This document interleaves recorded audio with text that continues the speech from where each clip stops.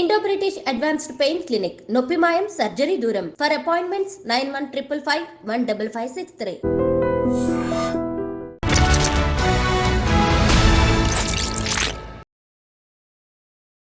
అందరికీ నమస్కారం. నేను Swaroopa Potlapalli. Welcome to iDream. ఈ మధ్య కాలంలో ఆన్లైన్లో ఒక పెద్ద చీకటి బిజినెస్ నడుస్తోంది.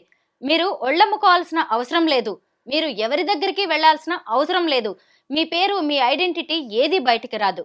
కానీ మీ న్యూడ్ వీడియో ఒకటి పంపిస్తే చాలు, మీరు కావాల్సినంత డబ్బులు ఇస్తూ ఉంటారు.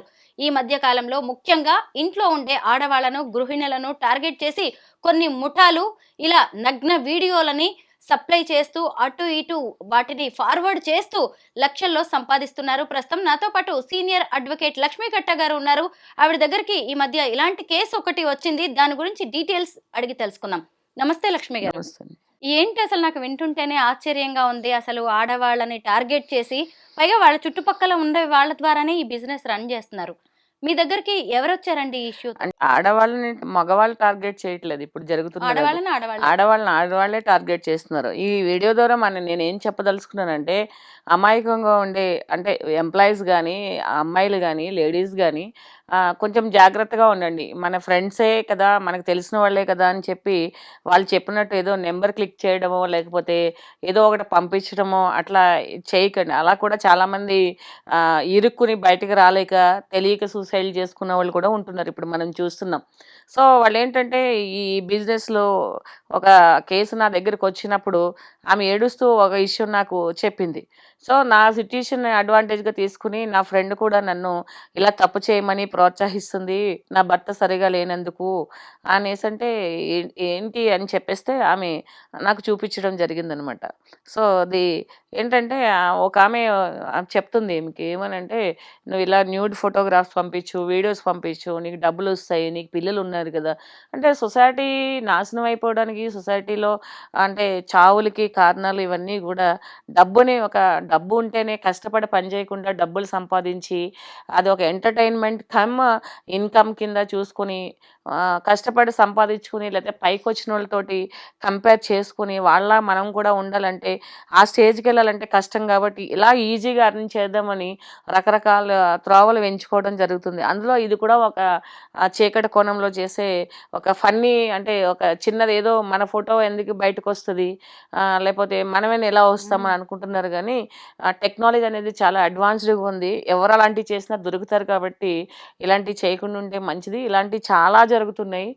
ప్రతి ఒక్కరు జాగ్రత్తగా ఉండడం అనేది అవసరం కోసం ఇది చెప్పడం జరుగుతుంది. మీ దగ్గరకు వచ్చిన విక్టిము ఇంకొక ఆమెతో చేసిన చాటింగ్ మనం చూస్తూనే ఉన్నాం కదా. ఆ చాటింగ్ లో చూసారా, నేను చేశాను డబ్బుల కోసం, అతను దుబాయ్లో ఉంటాడు, జస్ట్ నువ్వు చేయాల్సింది ఏం లేదు, సెక్స్ ఏం చేయట్లేదు కదా, జస్ట్ న్యూడ్ వీడియో పంపించు, కావాల్సినంత డబ్బులు ఇస్తాడు అని చెప్తుంది. అంటే నేను చేశానని చెప్తుంది. చూసారా? అదే మ్యామ్, ఇలా ఇప్పుడు ఇంకా ఎంతమంది ముగ్గులోకి నువ్వు చేయకుండా నువ్వు చేసావా అని అడిగితే నేను చేయలేదు నువ్వు చెయ్యి అంటే అక్కడ ఆమె అది తప్పు అంటది. కాబట్టి నేను చేశాను, ఇది కామనే, నువ్వు కూడా చెయ్యి, నీ భర్త నేను వదిలేసి వెళ్ళిపోయాడు, నువ్వు ఇప్పుడు కోర్టులకు వెళ్తున్నావు, నీకు డబ్బులు అవసరము, లేకపోతే నీ పిల్లల్ని పెంచుకోవాలి, లేకపోతే నువ్వు మంచిగా 2 పూటలు తినాలి అని అనుకుంటే నువ్వు కష్టపడితే సంవత్సరం నెలంతా ఒక 10,000 కూడా రావు, నువ్వెందుకు ఇలా చెయ్యి అని ఈమె చెప్తుంది. కానీ కొన్ని బలహీనమైన క్షణాల్లో కొన్ని ప్రాబ్లమ్స్ ఉన్నప్పుడు మనిషికి కూడా అనిపిస్తుంది, ఏముందిలే బ్రతకడం ఇంపార్టెంట్ కదా. లైక్ ఇట్లా ఎలా ఉంటుందంటే, ఒక పనికి వెళ్తారు, అక్కడ ఎవరో ఒక మోడెస్టీని డామేజ్ చేసే మాట ఏదో మాట్లాడతారు, లేకపోతే లేడీ అని ఏదో అంటారు. దానికంటే ఇదే బెటర్ కదా అంటే ఆ ఆలోచన పరిధి అంతవరకు అలాంటి సిచ్యుయేషన్స్ వెళ్తుంది. దాన్ని అడ్వాంటేజ్ చేసుకుని ఆడవాళ్ళు మగవాళ్ళు కూడా ఇలాగ సమాజాన్ని భ్రష్టు పట్టిస్తున్నారు, అమాయకులను పాడు చేస్తున్నారు.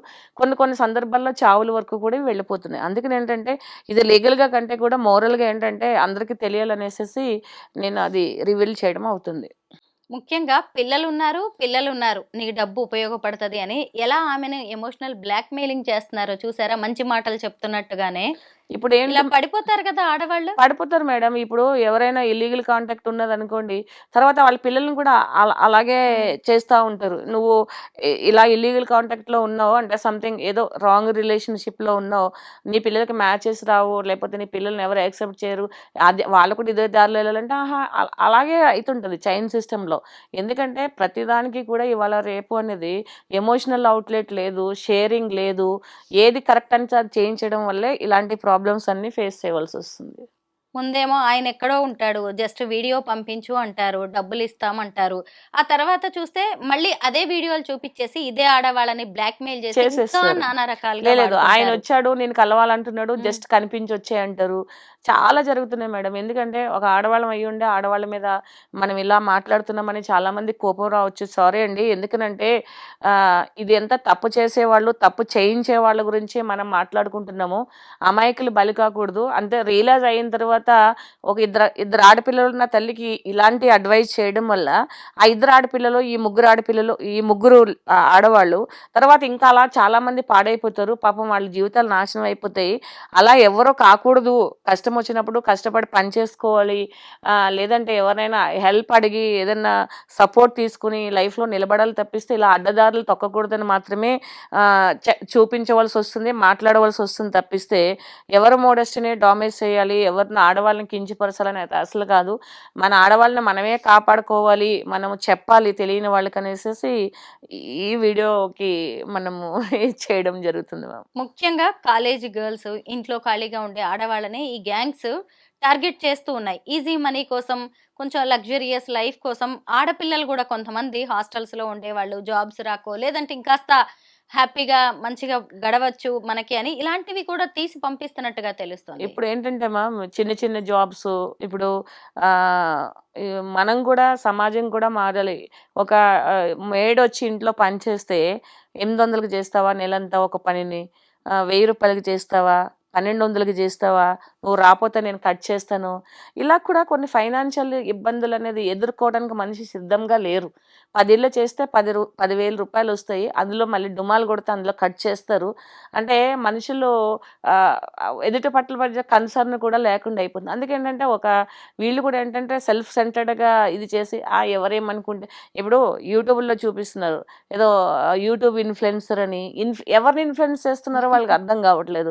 సగం సగం బట్టలేసుకొని నా బ్రతుకు నేను ఇలాగే బ్రతుకుతాను. నేను ఇలాగే అనుకుంటున్నాను. మీకు ఇష్టమైతే చూడండి. లేకపోతే చూడమాకండి. ఇట్లా అంతా చెప్తూ ఏంటంటే జనాలను రెచ్చగొట్టేవి ఎక్కువ జరుగుతూ ఉన్నాయి.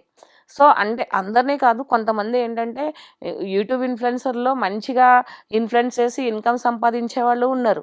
ఆహ్, వివ్ వివ్ వివ్ వివ్ వివిధ రకాలైన ఈ ఏంటంటే చేష్టలు చేసి జనాలను అట్రాక్ట్ చేసుకుంటూ ఒక మంచి అవేర్‌నెస్ వీడియో కాకుండా అలాంటి వీడియోలు చూస్తూ కూడా వాళ్ళని కూడా ఇన్‌ఫ్లుయెన్సర్ కింద పచ్చి బూతులు, డబుల్ మీనింగ్ మాట్లాడడము.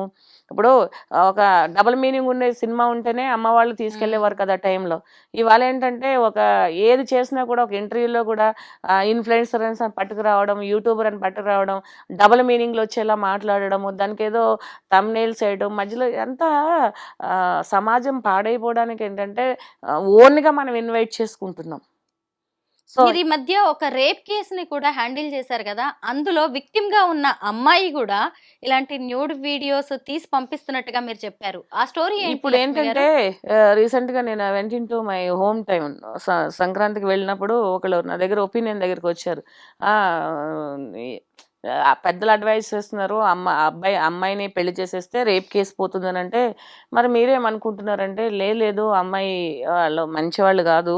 ఎందుకంటే వాళ్ళు అందరూ చెప్పిందేంటంటే తెలిసింది 5,000 ఇలా ఏదో న్యూడ్ వీడియోలు, న్యూడ్ ఫోటోలు పంపిస్తారని తెలిసిందంటే నేను లిటరల్లీ సర్ప్రైజ్డ్. అసలు నాకు ఒకలాంటి బాధ వచ్చింది.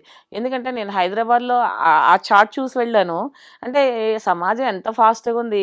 ఎంత పల్లెటూరులోకి ఒక విషయం జరిగిందని తెలియడానికే ఒక 2, 3 నెలలు బట్టి 6 నెలల క్రితం హైదరాబాద్‌లో ఏదో జరిగిందంట అని చెప్పుకునే రోజుల నుంచి మొత్తం ఒక ఫ్రాక్షన్ ఆఫ్ సెకండ్‌లో మొత్తం ఇదంతా ఇంత భయంకరంగా స్ప్రెడ్ అవుతుందా? ఇలాంటివన్నీ గూడాను. అంటే పల్లెటూరులో కూడా ఈ కల్చర్ వచ్చేసింది. అంటే మనం పల్లెటూరు పండగలో లేపోతే అని మంచిగా అని వస్తువులకి ఇక్కడ కూడా ఇదే పొల్యూషనా? ఇక్కడ కూడా ఇలాంటి మాటలు వినాలా? ఏంటిది అనేసేసి ఆడపిల్లలకి రక్షణ లేదని చెప్పుకోవాలి, ఆడవాళ్ళకి ఆడవాళ్ళతోటే రక్షణ లేదని చెప్పుకోవాలి. తర్వాత సమాజం పాడైపోతుందని అనుకోవాలి. ఇన్ని రకాలుగా బాధపడవలసి వస్తదా? అంటే నిజంగా విక్టిమ్స్ అనేవాళ్ళు తయారు చేస్తున్నది మన పక్క వాళ్ళే కదా అనేసేసి వాళ్ళ పట్ల జాగ్రత్తగా ఉండాలని చెప్పడం నా ఉద్దేశం అనమాట.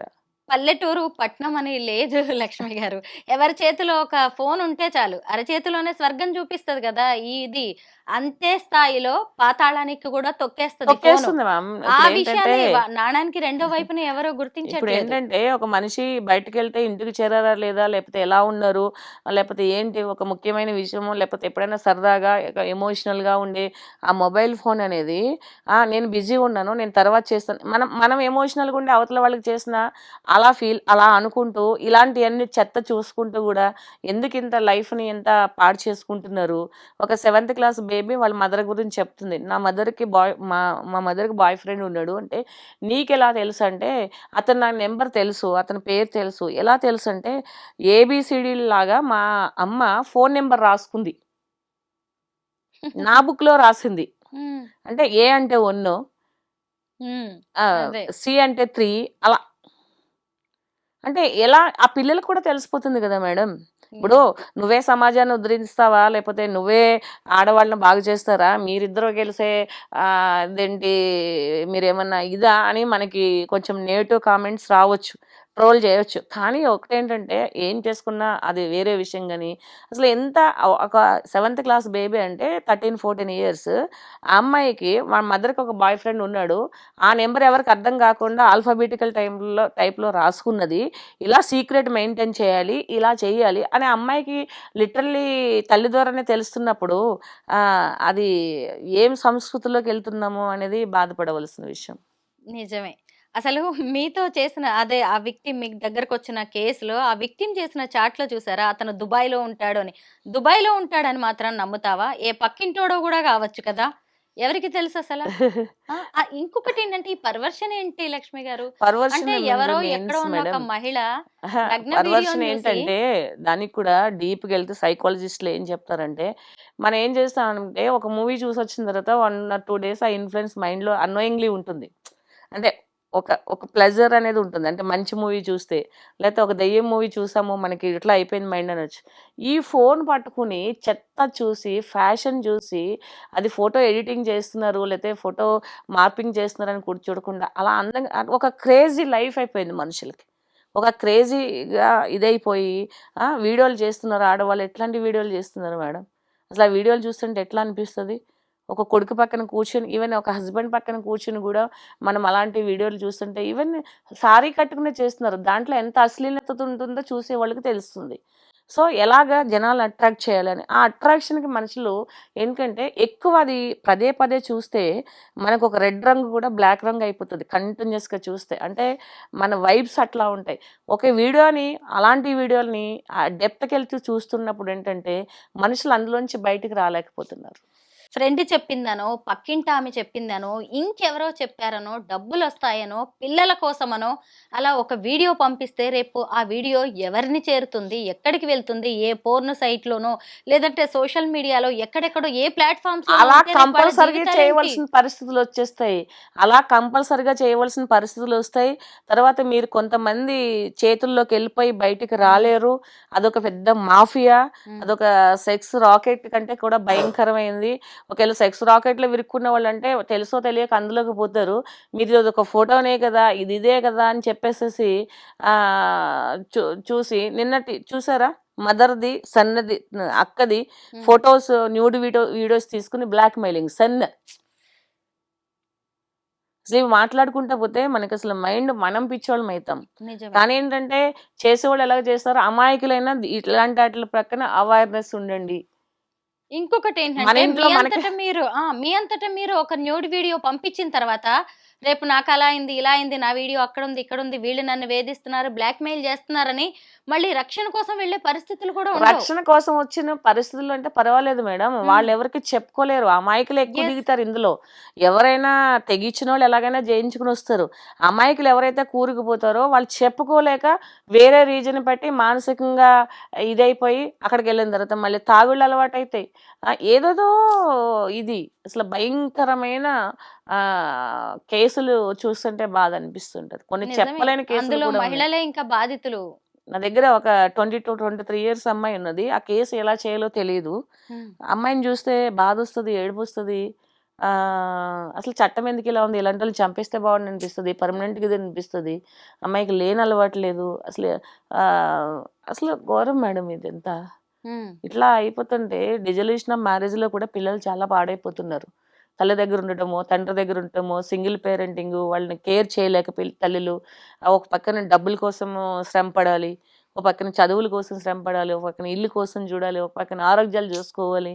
అంత ఘోరంగా ఉన్నదని అంటే వాళ్ళు ఏం తింటారో తెలియదు, ఏం తాగుతారో, ఎందుకు వైల్డ్గా బిహేవ్ చేస్తున్నారు అనేది కూడా మనం అనలైజ్ చేయలేని పరిస్థితుల్లోకి వచ్చేస్తుంది. అంటే సొంత పిల్లల దగ్గర కూడా, సొంత తల్లిదండ్రుల దగ్గర కూడా రక్షణ లేని పరిస్థితులు వచ్చేస్తాయి వాళ్ళు కొన్ని కుటుంబాల్లో, అన్నీ కాదు, కొన్ని కుటుంబాల్లో అలా ఉన్నాయి పరిస్థితులు. ఈజీ మనీ కోసమో, కుటుంబ అవసరాల కోసమో, పిల్లల కోసమో దయచేసి ఇలాంటి వలలో పడకండి. అవన్నీ పెద్ద పెద్ద మాఫియాస్ దందా జరుగుతోంది ఆడవాళ్ళ శరీరాలతో. ఒక్కసారి గనక వీడియోనే కదా 4 డబ్బులు వస్తాయని మీరు గనక రిలీజ్ చేశారంటే అది రేపు ఎక్కడ కనిపిస్తుందో, ఎవరి మొబైల్స్లోకి వెళ్తుందో, రేపు మీరు ఇంకా ఎలాంటి వాళ్ళ కోరల్లో చిక్కుకుంటారో ఒక్కసారి ఆలోచించుకోండి. ఈరోజు డబ్బు ఇవాళ ఉండొచ్చు, అవసరం ఇవాళ ఉండొచ్చు, కానీ రేపు మీరు ఫేస్ చేయబోయే ప్రాబ్లం ఇంకా ఎంత ఘోరంగా ఉంటుందో ఒక్కసారి ఆలోచించుకోండి. Thank you so much Lakshmi గారు.